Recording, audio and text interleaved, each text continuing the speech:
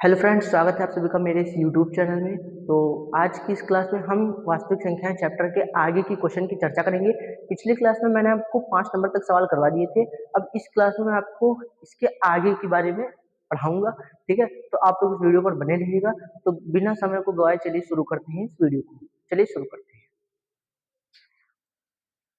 तो अब मैं सवाल नंबर 6 की बात करूंगा। ये बहुत ही ज्यादा इंपॉर्टेंट क्वेश्चन है, बोर्ड एग्जाम 2020, 23 और 2024 में आ रखा है। ये रिपीटेड क्वेश्चन है और ये बहुत ही ज्यादा इंपॉर्टेंट, ये आपके बोर्ड एग्जाम में आ सकता है। ठीक है, तो इसलिए इसको ध्यान से समझिए। तो क्वेश्चन कह क्या रहा है, देखिएगा। क्वेश्चन कह रहा है कि निम्न में से कौन सा सह अभाज्य संख्याओं का एक युग्म है। युग्म का मतलब क्या होता है?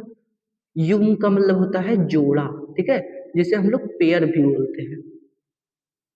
ठीक है, तो इसमें कह रहा है कि कौन सा सह अभाज्य संख्याओं का युग्म है। अब मैं आपको बता दूं कि आखिरकार ये सह अभाज्य संख्याएं क्या है। सह अभाज्य संख्याएं आखिरकार ये है क्या? ठीक है, तो आखिरकार ये है क्या? तो सह अभाज्य संख्याएं क्या होती हैं? जिसका मासा एक हो। ठीक है, जिसका मासा जो होता है यानी कि HCF, ठीक है, जिसका मासा एक हो वही हमारा सह अभाज्य संख्याएं होती हैं। ठीक है, अब देखिए, अगर हमें 4 ऑप्शन दे रखा है। ऑप्शन ए है 14,35, ऑप्शन बी है 18,25, ऑप्शन सी है 31,93 और ऑप्शन डी है 32,62। ठीक है, अब आप लोग थोड़ा सा अपना दिमाग लगाइए और यहाँ पर सोचिए। देखिए, अगर हम लोग इसका मासा निकालेंगे तो हमें 7 से रिलेटेड तो मिलेगा ही।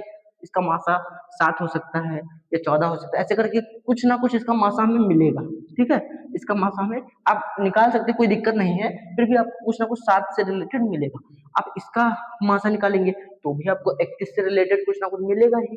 ऐसे ही आप अगर इसका निकालेंगे तो इसमें भी आपको मिलेगा। दो मिल सकता है, 2 से रिलेटेड या 4 से रिलेटेड मिल सकता है। लेकिन अब आप इसमें निकालिए, देखिए इसमें निकालेंगे, देखिए ये 7 से भी कट जाएगा 14 और 7 से 35 भी कट जाएगा। 31 से 31 तो कटेगा ही, 31 से 93 भी कट जाएगा। लेकिन क्या बताइए, 18 से 18 कटेगा तो 18 से 25 कटेगा? नहीं कटेगा। यानी कि 18 और 25 एक ऐसी दो संख्याएं हैं जिनका मासा में कुछ कॉमन हमें नहीं मिलेगा। अगर हम 18 और 25 दोनों का मासा निकाल लें, ठीक है, इसका मासा ये 9,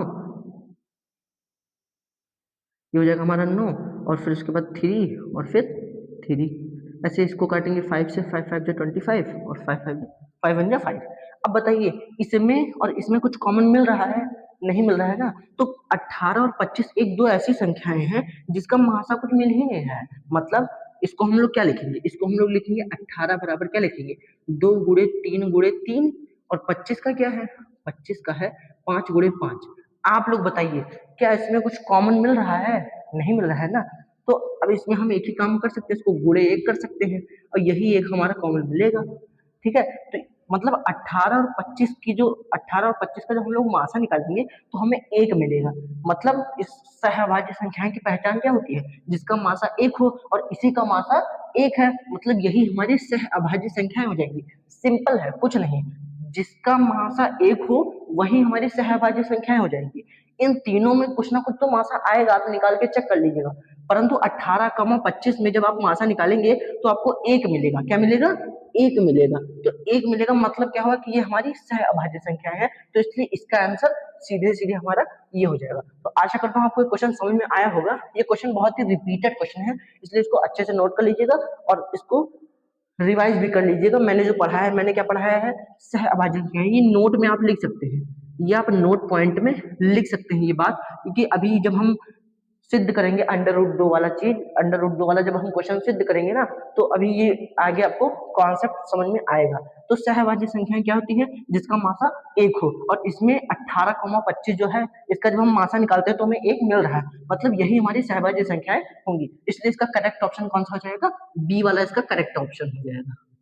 तो इसको आप लोग नोट पॉइंट में उतार सकते हैं और फिर हम बढ़ते हैं अपने नेक्स्ट क्वेश्चन की तरफ। तो चलिए फ्रेंड्स, शुरू करते हैं अपने आगे वाले क्वेश्चन की तरफ। ठीक है, तो अब मैं 7वें नंबर क्वेश्चन की चर्चा कर रहा हूं। इसमें क्या है?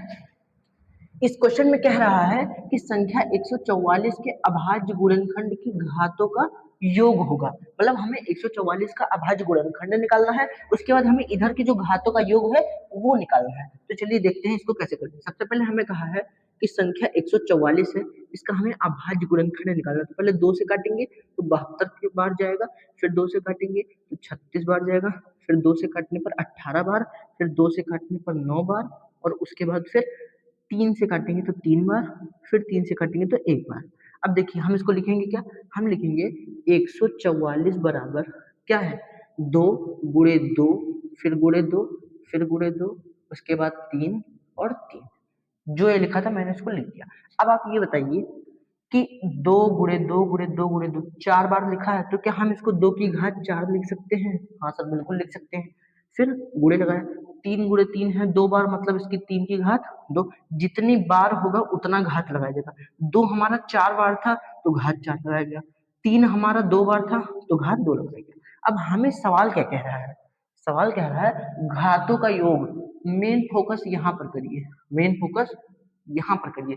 कह रहा है घातों का योग क्या होगा, मतलब हमें केवल घात का योग निकालना है। तो हमारा जो घातों का योग होगा, ठीक है, वो क्या हो जाएगा, 4, ये वाला 4 और उसके बाद ये वाला 2 बराबर 6। तो हमारा जो घातों का योग हो जाएगा वो क्या हो जाएगा, 6 हो जाएगा। यही हमारा हो जाएगा, यही हमारा हो जाएगा आंसर। तो आशा करता हूँ कि आपको ये क्वेश्चन अच्छे से समझ में आया होगा। इस क्वेश्चन में क्या था कि मैंने 144 का पहले अभाज्य गुणनखंड निकाला, उसके बाद जो ये लिखा था उसको ऐसे गुणे के फॉर्म में लिख दिया। अब इसका जो घात था तो मैंने घातों के फॉर्म में लिख दिया, और घातों का मैंने कर दिया योग, तो 4 और 2 कितना हो जाएगा, 6 हो जाएगा। तो हमारा घातों का योग 4 + 2 बराबर क्या हो जाएगा, 6। तो इस क्वेश्चन का जो आंसर हो जाएगा, पूछ रहा है घातों का योग, तो क्या हो जाएगा इसका आंसर, 6 हो जाएगा। ठीक है, तो इसको आप लोग उतार लीजिए, आप लोग इसका स्क्रीनशॉट भी ले सकते हैं, और फिर मैं अगले वाले क्वेश्चन की चर्चा करता हूँ। ठीक है, तो चलिए फ्रेंड्स शुरू करते हैं अपने आगे वाले क्वेश्चन की तरफ। ठीक है, अब देखते हैं इस क्वेश्चन में क्या कह रहा है। इस क्वेश्चन में कह रहा है कि एक कोई शून्येतर परिमेय संख्या है और एक अपरिमेय संख्या है, उन दोनों का अंतर क्या होगा, आखिरकार उन दोनों का अंतर क्या होगा। सवाल में ऑप्शन भी दे रखा है, मैं उतार देता हूँ ताकि आप लोग अच्छे से समझ जाएं। ऑप्शन क्या है, सदैव परिमेय संख्या। ऑप्शन नंबर ए क्या है, सदैव परिमेय संख्या। ऑप्शन नंबर बी क्या है, ऑप्शन नंबर बी हमारा क्या दे रखा है, सदैव अपरिमेय संख्या।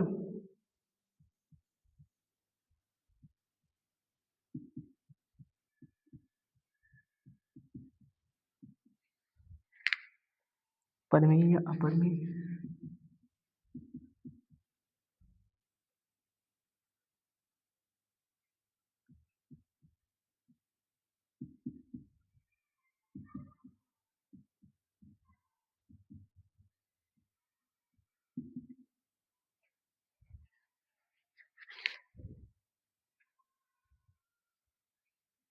इस क्वेश्चन में क्या कह रहा है, इस क्वेश्चन में कह रहा है कि एक कोई शून्येतर परिमेय संख्या है और एक अपरिमेय संख्या है। ठीक है, एक कोई शून्येतर परिमेय संख्या है और एक अपरिमेय संख्या है, और उन दोनों का अंतर क्या होगा, इस सवाल में पूछ रहा है। 4 ऑप्शन हमें दे रखा है कि सदैव परिमेय संख्या होगा, या सदैव अपरिमेय संख्या होगा, या परिमेय या अपरिमेय संख्या होगा, या एक होगा।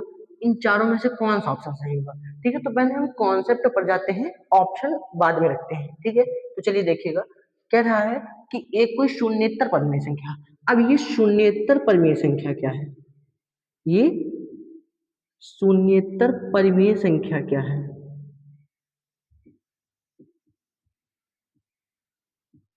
तो जो शून्येतर परिमेय संख्या होती हैं वे क्या होती हैं, जो शून्य न हो। ठीक है, मतलब जो शून्य न हो उसे ही हम लोग शून्येतर परिमेय संख्या कहते हैं।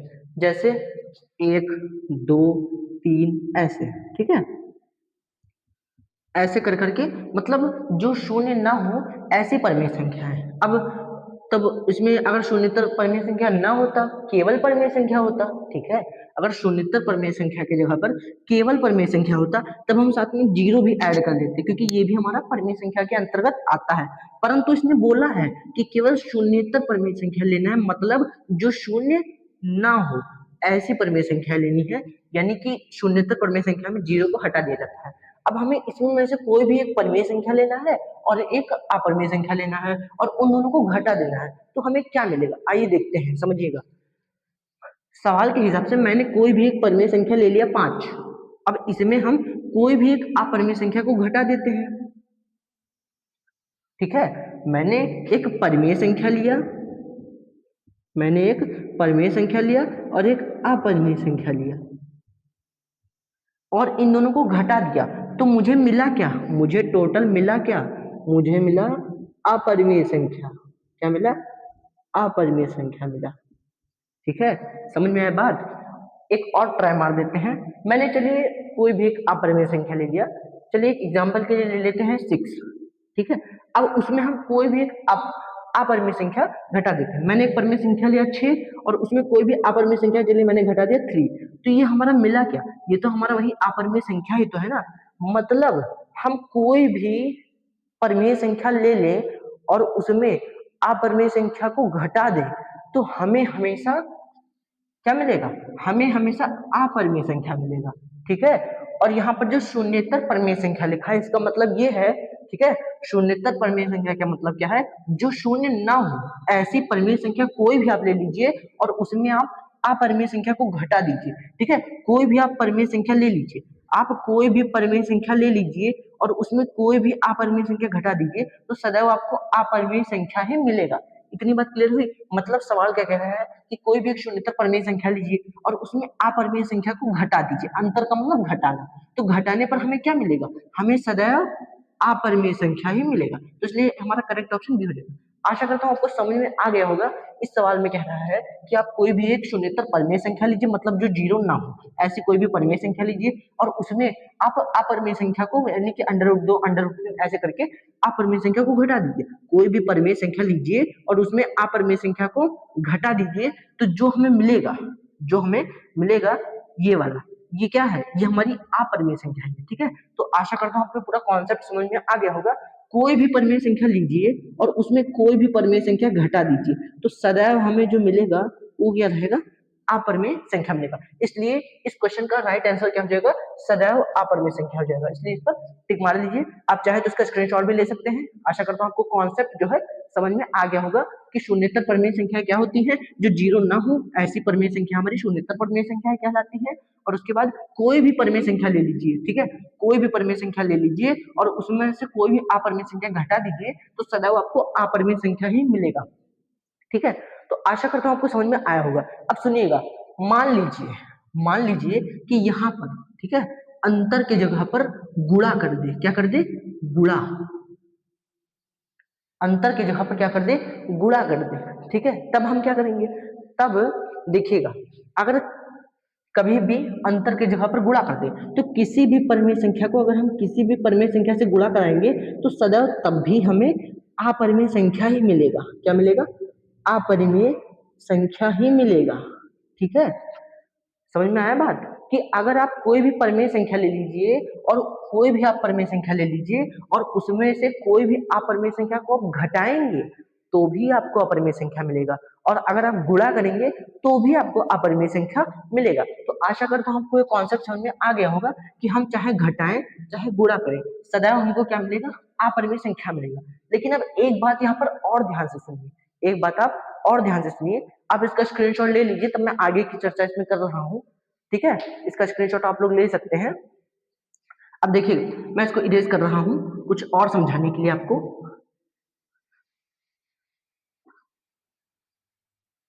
ठीक है, देखिएगा, अगर मान लीजिए, क्या मान लूं भाई, मैं क्या मान लूं, मान लीजिए कि यहाँ पर शून्यतर ना होता।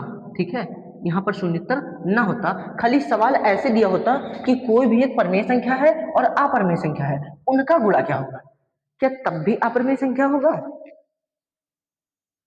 बोलिए, क्या तब भी अपरिमेय संख्या होगा, जी नहीं, तब क्या होगा, आइए मैं बताता हूँ। देखिए, अगर कोई भी परिमेय संख्या लिया, ठीक है, मैंने ले लिया सर, ओके, और कोई भी अपरिमेय संख्या ले लिया, हाँ ठीक है, ले लिया। अब इनका गुणा कराएंगे तो हमें तो अपरिमेय संख्या ही मिला। ठीक है, हमें तो अपरिमेय संख्या ही मिला। तब इसमें क्या नई बात है? नई बात ये है दोस्तों कि अगर मैं परिमेय संख्या यहाँ पर जीरो ले लूं तो ये भी तो हमारी परिमेय संख्या है। बिल्कुल सर। तो अगर मैं जीरो से किसी अपरिमेय संख्या को गुणा कर दूं तब तो ये हमारा परिमेय संख्या हो जाएगा ना। ठीक है, इसलिए मैं आपको एक नोट पॉइंट लिखा रहा हूं, उसको ध्यान से लिख लीजिएगा।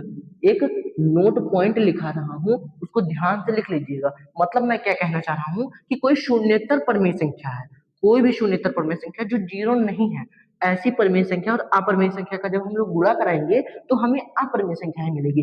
परंतु शून्येतर हटा दिया, केवल परिमेय है, तो केवल परिमेय संख्या में हम परिमेय संख्या तो लेंगे, साथ में जीरो भी लेंगे। तो जब हम जीरो को किसी अपरिमेय संख्या से गुणा कराएंगे तब तो ये हमारा परिमेय संख्या हो जाएगा ना, क्योंकि जीरो को जब अंडर रूट 3 से गुणा कराएंगे तो जीरो आएगा, और ये तो हमारा क्या है, एक परिमेय संख्या है। मतलब हम जब परिमेय और अपरिमेय संख्याओं को गुणा कराएंगे तो हमें परिमेय संख्या भी मिलेगा और अपरिमेय संख्या भी मिलेगा। इसलिए नोट पॉइंट देखिएगा, किसी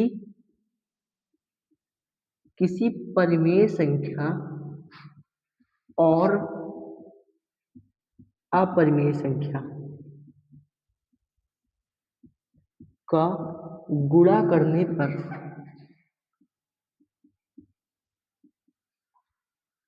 हमें परिमेय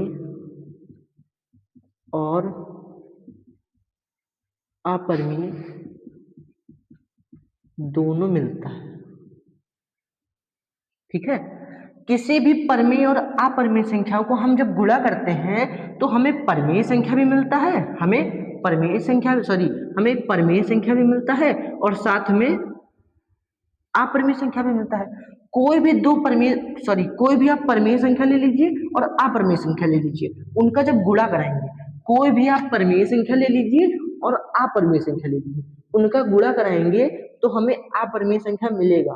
ठीक है, अपरिमेय संख्या मिलेगा, परंतु हम परिमेय संख्या जीरो भी तो ले सकते हैं।